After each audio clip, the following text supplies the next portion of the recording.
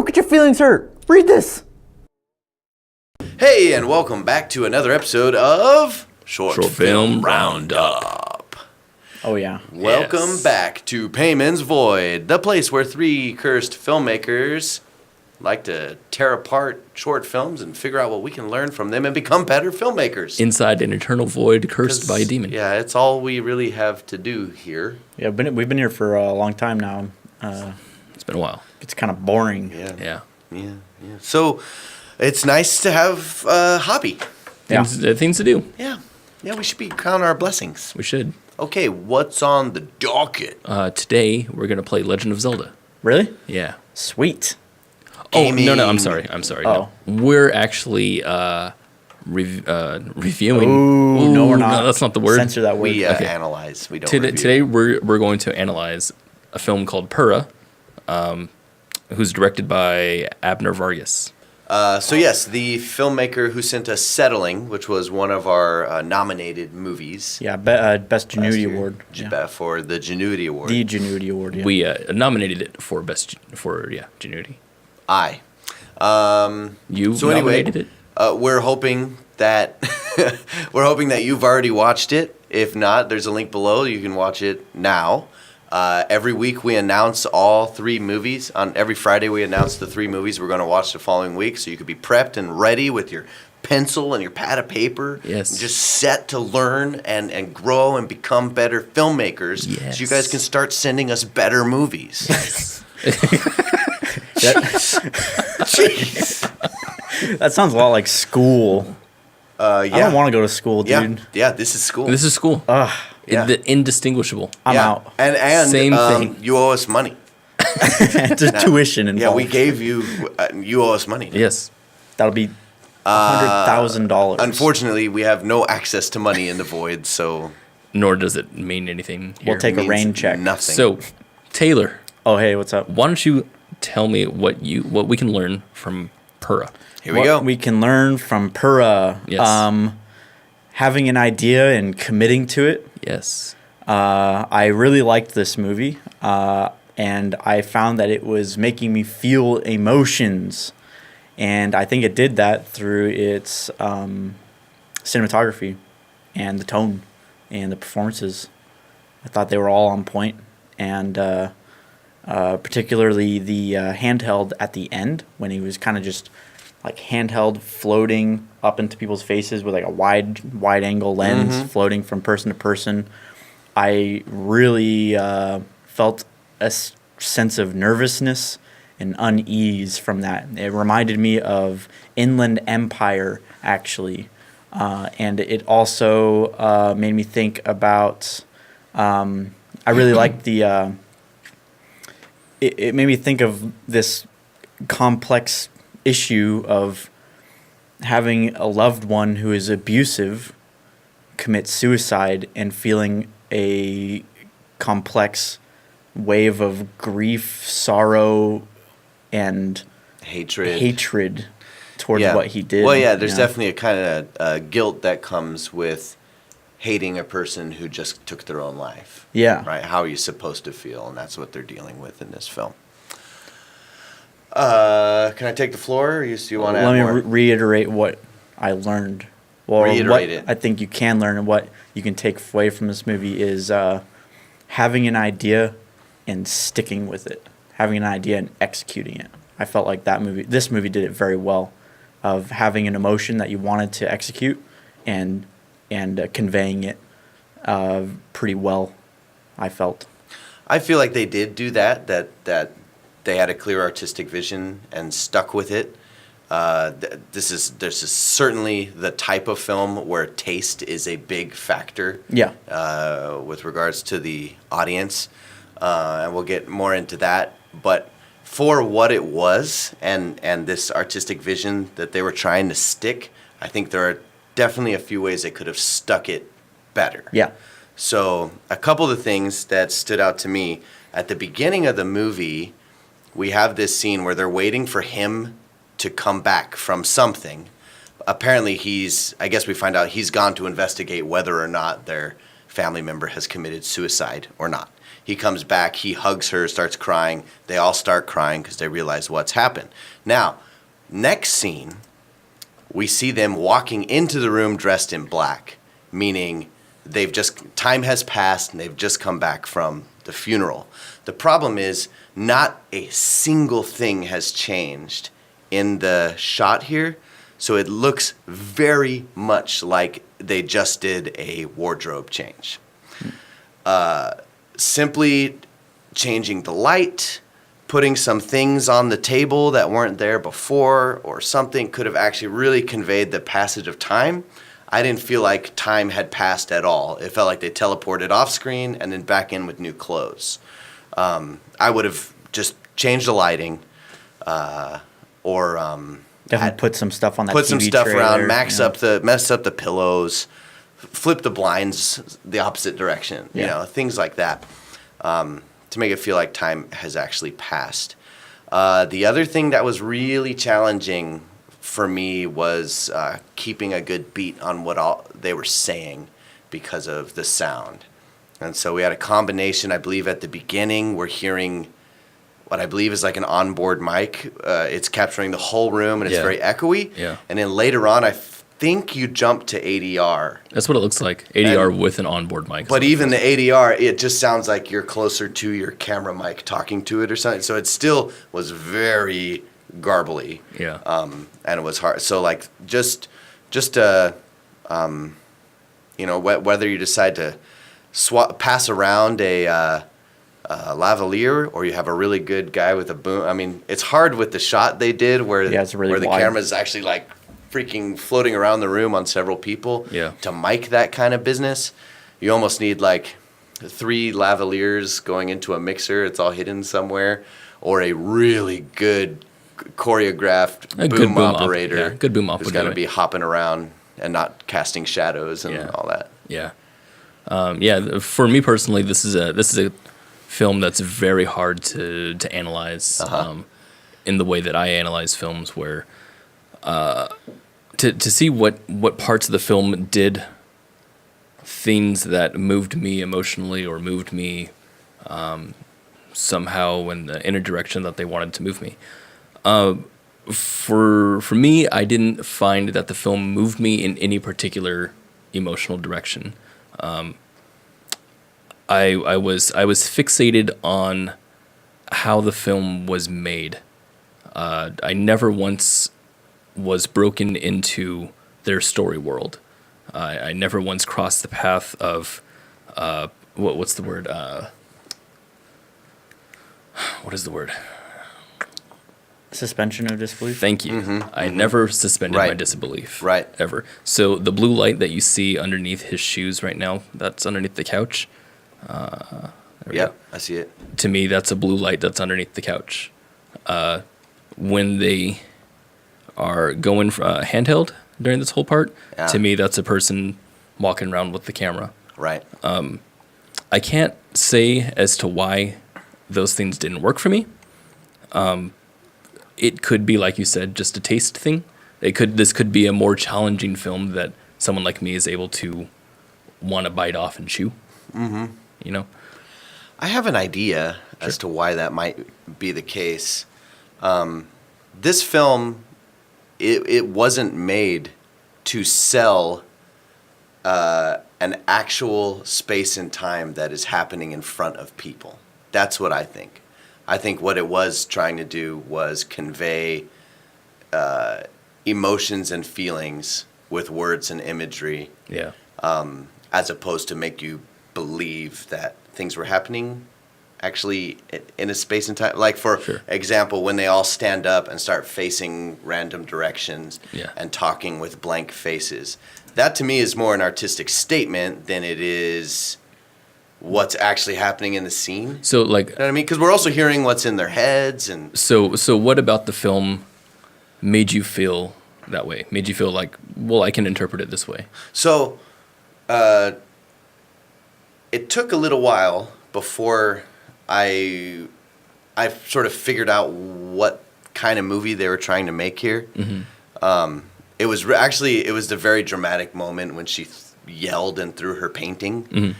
That made me go like, oh, this is this is almost more of a poem than a story. Like a poem. This was the shot that did that for you? It was when she screamed and threw that, yeah. Yeah.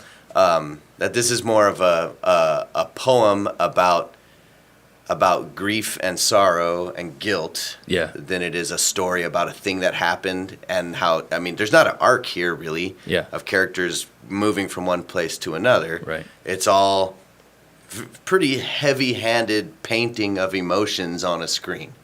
What was the moment for Taylor, for you, when you've accepted the film the same way Kenny did? In that, well, I liked the film immediately, right off the bat. But I started thinking of it as a more surrealist piece. Right. That when as soon as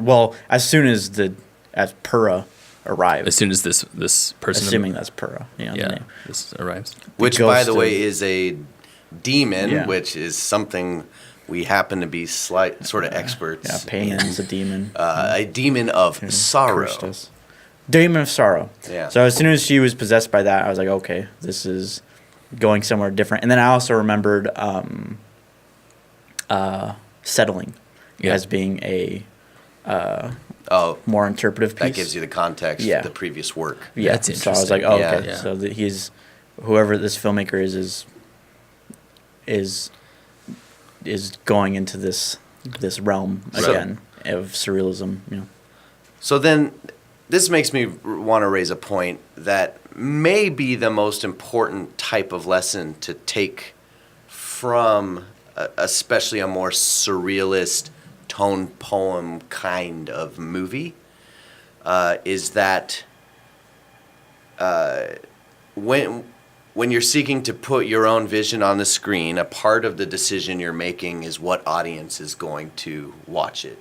And you have to use your own intent to decide if that matters to you, how much it matters to you, what audience you care about or don't, right? So it's one thing to make this movie because you want to, but that also means you're taking a stand and saying, this is my thing for mostly me, right?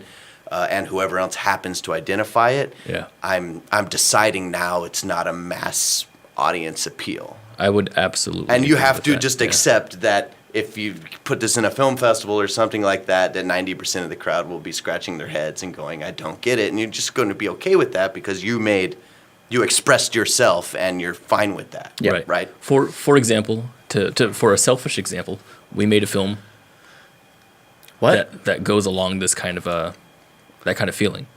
We have a film that I don't know if it's out yet. Comes out on Friday.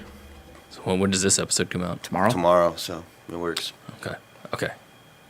So anyway, so we made this film that does something very artistic in it, or I would say artistic. And in it, we're expressing ourselves instead of trying to be super clear and trying to be super, what we would call a Fort Zero, right? Instead of trying to give a ton of information, we're withholding some and just letting the audience kind of immerse themselves in the project, right? You guys would agree? Yeah. So that's a choice by the creator. That's a choice, made during the filmmaking process. And I think that's a very, very good thing to have in your head when you're creating a film of any kind, is to understand what audience it's for, or if it's for an audience at all. Right. I mean, obviously, if what you're trying to do is to get an audience to experience deep sorrow, you might make a very different movie than what we're seeing here, which to me feels like the expression of someone else's sorrow. Yeah. Right.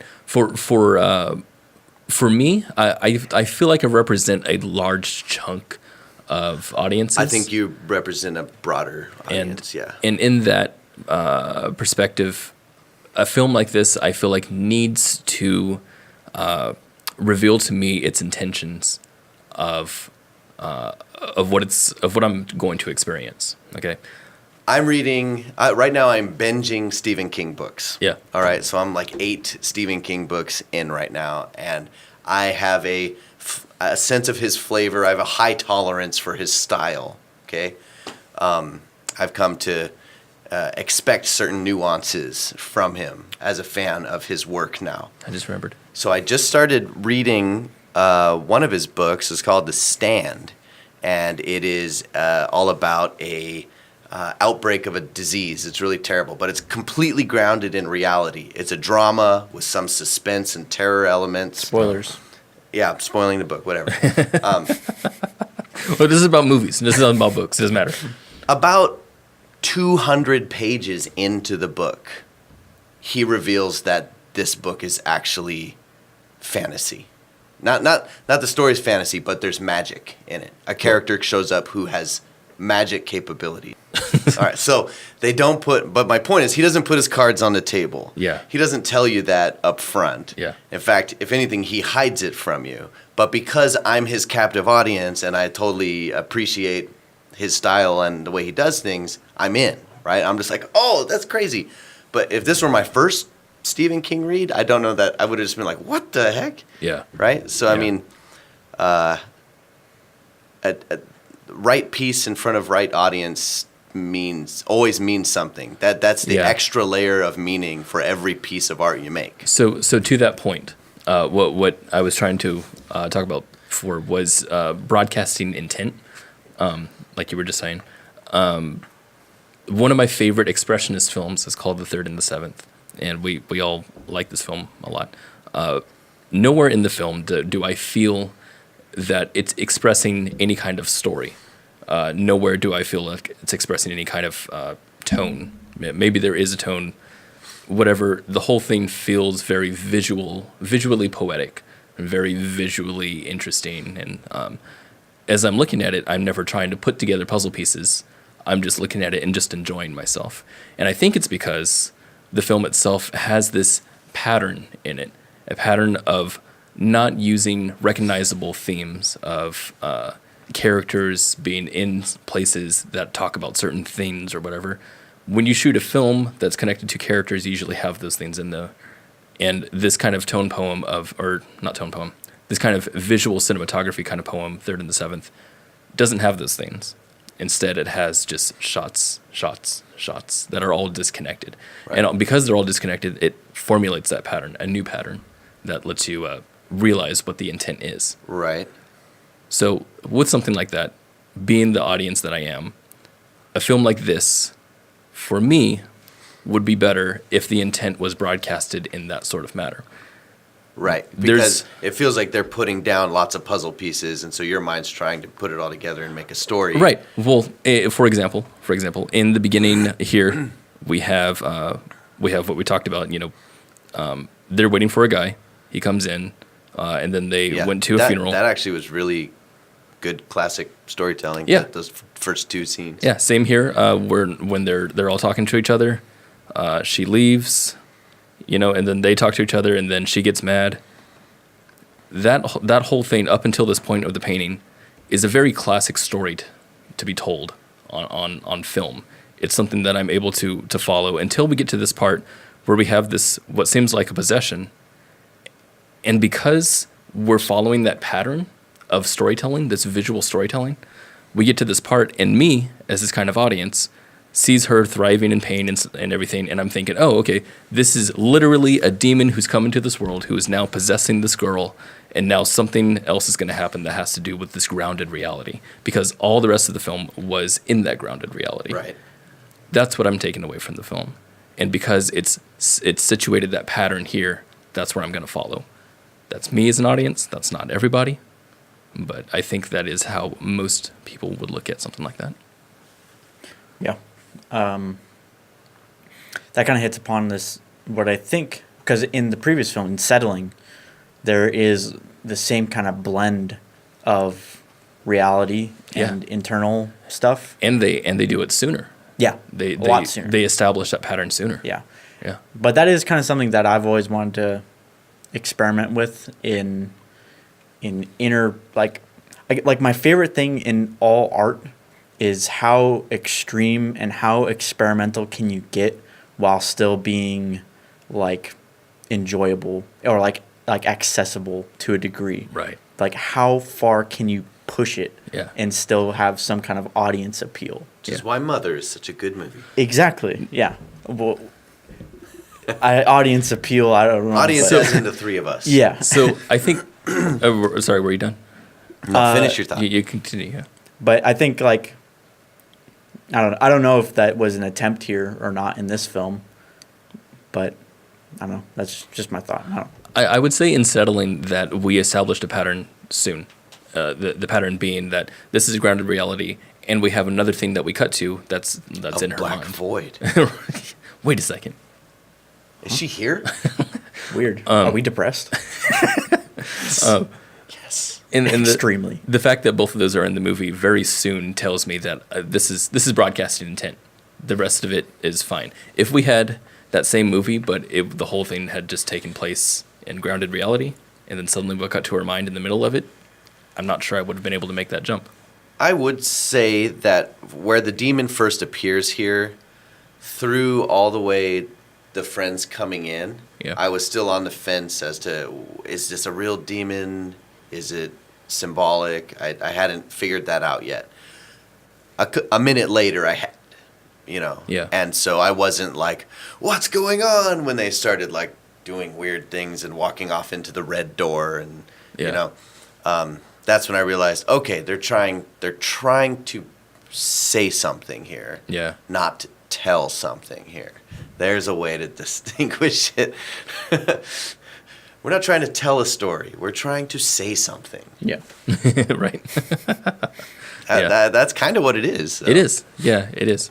And I think that's a big thing with film.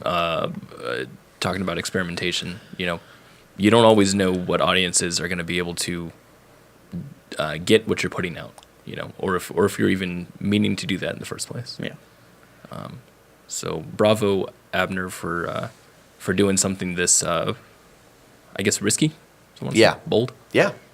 Well, and it feels like we nominated you for the Genuity Award for a reason, and I Yeah. think that is still apparent here. Wow. If this film is brimming with genuity. Yeah, it doesn't come across as pretentious at all. Not at all. A lot of people see this is what always bugs me is a lot of people see movies like this. As pretentious. Yeah, and be Right. like, oh, that's It's actually the pretentious. opposite. Yeah, It is. It really is not. Right. People use that in term anything that's artsy at all. They is call it pretentious, right. And it's like that's silly. No, it's it's just not pretending to be anything it's not. That's exactly you know? it. Yeah, that's exactly It's it. exactly what it is. Yeah. Shifting gears a little, I have an important question to ask you. Okay. So you praised that whole handheld sequence, and I thought was close to achieving exactly what it was meant to, and that was to give you this, again, like a sense of another presence that was outside of these three in the room. It made you feel weird, made you feel uneasy, right? To me, though, the move was very cool, but the unsteady, shaky nature of it kicked me out. I loved that about it. Yeah, why? It made it feel Like, I felt like that really should have been a steady cam. it felt because to me it made it feel raw, and it made it feel unhinged, and it made it feel like an uneasy balance. The word to me is nervousness and unease. The shake to me didn't feel like an amateur shake where it wasn't intended. It felt like a shake that was displaying to me that they are unstable. That's cool. I can get that. I didn't feel that. It definitely felt like an amateur shake to me. The Dutch angles and getting like all up in people's faces like this and sort of really really intimate ways, I thought gave that feeling. Yeah. That this kind of Yeah. stuff made you feel uncomfortable. But whenever it did this thing, then I'm like, oh, it's in someone's hands. Yeah, I didn't think about that. It didn't make me think of a person there or anything. It just felt very crumbling. Their emotions are crumbling, and and that's just how I felt. But like, I've always loved wide lenses up close in people's faces. Yeah. Because I It's- love that. So look. this is interesting. To me, wide angle, close in people's faces, as someone who grew up trying to be a filmmaker, tells me that you don't have interchangeable lenses, and that you need to get a close up because that's what I did as a kid. Sure. Right. I have a camera that only has a fixed lens. Close up means you're putting a camera in someone's face. Right. Yeah. So that's regardless of lens. Right. So that's what I got from it because that's what I felt like. I felt like this wasn't a Steadicam shot because you didn't have a Steadicam. Right. I felt like you shook it because not intentionally, because you just didn't have that. And that's why symbolic and poetic storytelling is always risky. Right. Is because it's depending on your own, what you are bringing to it already. Absolutely, right? yeah. Like I have my own baggage as an audience member, looking in on it. I have my own context, Taylor, as someone who's already into expressive film, like a ton, you already like films that are highly interpretive. It makes sense for you to go into a film that is interpretive and read up on it. It makes sense for someone like me who stayed away from that kind of film to go into it not knowing what to do. And it makes sense for you to cross the two paths because you have in the past crossed the two paths. So, the context is everything when it comes to audience. It's interesting. I never thought about that, about us three, how we have that kind of balance. We are a gradient. Interpretive filmmaking, yeah. That's neat. Would you say that that's applicable to all films, though? What do you mean? Or your personal context? Yeah. Well, I'd say yes, but that to the degree to which it applies changes as you go more away from the 0.4 to the 4.0. The more you give to it. Yeah. Gotcha. Yeah. I mean, you can give information that takes away the audience's responsibility to fill in the gaps, right? Any loose gaps that are left are going to be filled with the audience's context. Now, sometimes you might have like a super, maybe you've had like a super personal brush in with like suicide or guilt or something like that. That isn't necessarily a universal thing, but you personally have. Then maybe that context comes in. Your context matters way more, and you'll be like, this film is brilliant or this film sucks. So there's my 2 cents. Yeah, I would agree. I'd agree. So it depends. That's our favorite answer. Dude, that's like the ultimate answer to anything about filmmaking ever. It is. It depends. It depends. Yeah, that's true. Always. But I do think I think it is a universal truth that when you're making your film, one of your most important decisions you make is who you want to see this film and how you want them to see it. Yeah, because that gets into the purpose of a film. Absolutely. That's going to decide how you do many, many, many things. Absolutely. And that's what actually defines if some decisions are right or wrong. Yeah. Right? I mean, if you're making this film and you don't have any defined audience, then no decision is right or wrong. And I think some artists, not autists. Jeez, I think some artists literally step away from that, from the purposefulness of something, from the intent of something.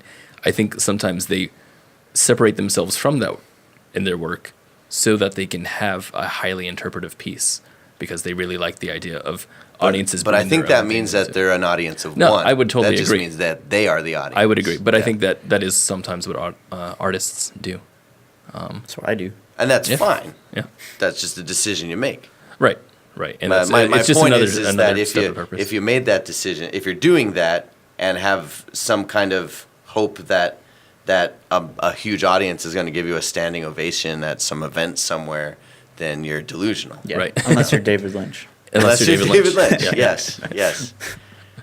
I guess with David Lynch, the thing is he did it enough times at grand enough scales that people completely know what to anticipate. He built his own context. Yeah. Yeah. That's what I mean. Yeah. Yeah. So the context is there, so we can all go into a David Lynch. And know exactly what We we're won't be getting. caught off guard when something weird happens. Right. Right. In fact, the opposite. Yeah. It's Short like, oh, wow, films this don't. is normal. This is very Yeah. straightforward.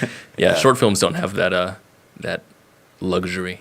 Although we're starting to get that with like our repeat offenders. Yeah, we are. We're getting like actually, this one was kind of that way. Yeah. kind of Yeah. that way. Yeah. Yeah. And with And like with Cooper. Coops, yeah. I don't know how to say his last name. I get it wrong every time. I- Cooper Nerd, in. Nerdriker. Cooper End. It's unending, dude. His last name butchering is unending. We Oh, know yeah, his name. Like I don't. It's Nidecker. I'll forget. Nidecker. Nidecker. Copper. Anyway, Night Copper. my point is, we've seen enough of Nooper his work that we. Hydraulic. My point is, he's sent us 4 films now, and so because of that, we have our own context for looking at his work moving forward. Yeah, absolutely. The way we look at every movie he makes from now on will be different. Yeah. Than as if we hadn't. And that goes for others. communication really as a whole. That's like my favorite thing. Like I love that about art. Like because like I approach music that way too. You know, like you go through a band's discography, like all their albums. Oh, sure. You I mean, compare and contrast. You know? You become a hardcore Beatles fan, Right. You're listening to an album and knowing this is when they're on the verge of breaking up. Yeah. Right. And, Like and that how context plays means into it. something. Or watching, the Star Wars prequels, knowing that they're crap, but because you've read a book, it makes them somehow good. So Yeah, the circle theory. You know what? You know what, D? What the hell? You think you could just drop that in the middle of short form roundup? I can. That is Talkies territory, man. Unbelievable. Unbelievable.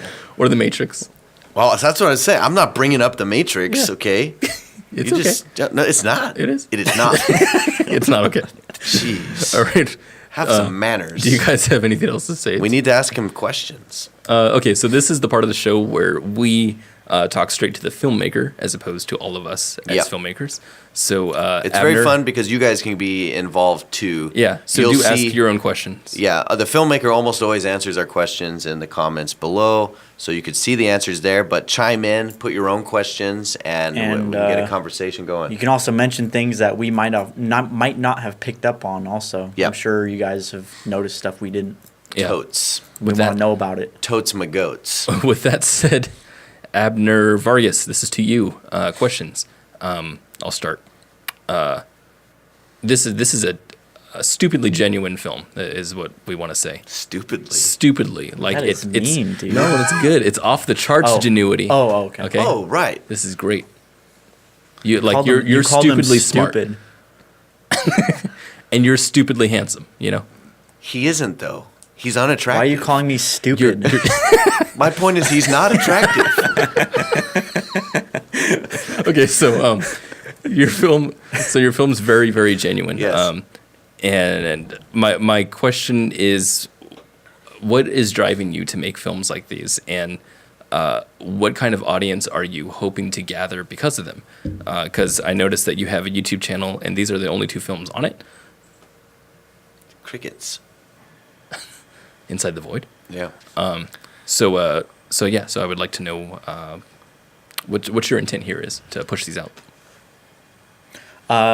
Same question there, basically. I want to know where you came up with the. Well, I want to know more about the demon PURAH, but I also don't want to know if you don't want us to know about it. That If you don't want to describe like how this Yeah. demon is affecting your movie, Yeah. do not tell us. But I am curious if you have an answer for that. I'm actually more curious to hear if you're the type of filmmaker makes a film like this. Are you the type who's going to sit down in a Q&A and say, here's what my movie means and why I made it this way? Or do you want your audience to just draw their own conclusions? So I'm going to make. Because I've seen both. I'm going to make a big comparison here. Yeah. Between Abner Vargas, Childish Gambino, What? and who was the guy who made Mother? Darren Aronofsky. Darren Aronofsky. Childish Gambino is the kind of artist who makes music and then just puts it out there for the people. And like, if they get something from it, great. If they don't, great. You go and ask him what was the meaning of it. He'll say, "Don't ask me. Just listen to it." It doesn't mean he had any special intent, but if he did, he's not going to tell you. That's the point. Darren Aronofsky, however, is different. He's Yeah. the kind of person who makes art for a specific purpose, and then people get it, and they're like, wow, that was crazy because I interpret it my way.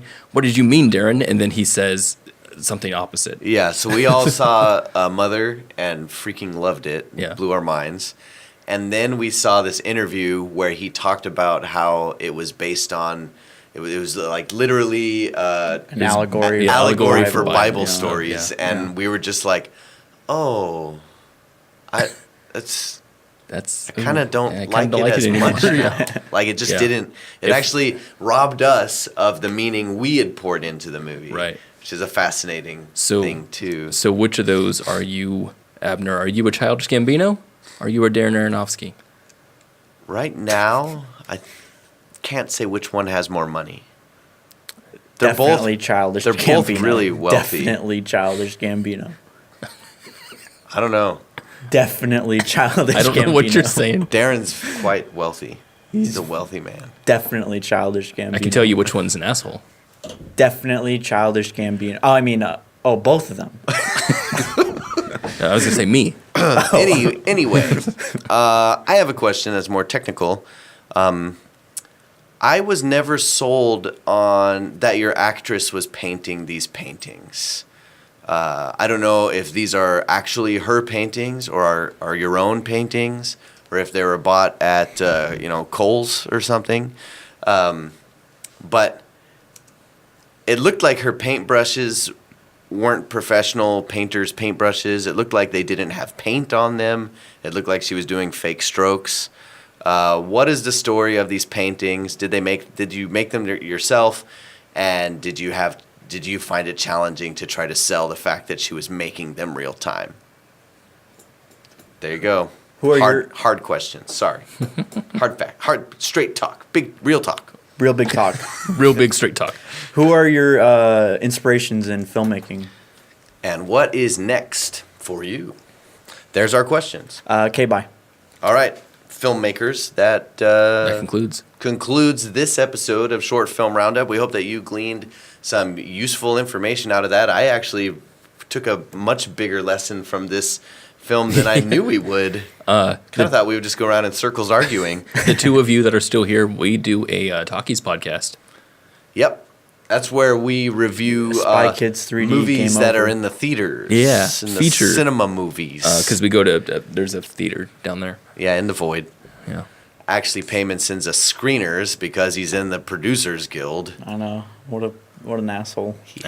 Gosh. And if you haven't yet, send us one of your movies. There's a link below. It takes you to a form. It's very easy. You can send your movie to us. We can all enjoy it and learn from it, and so can the rest of the filmmaking world. Do it. With that said, we'll see you another day. Goodbye.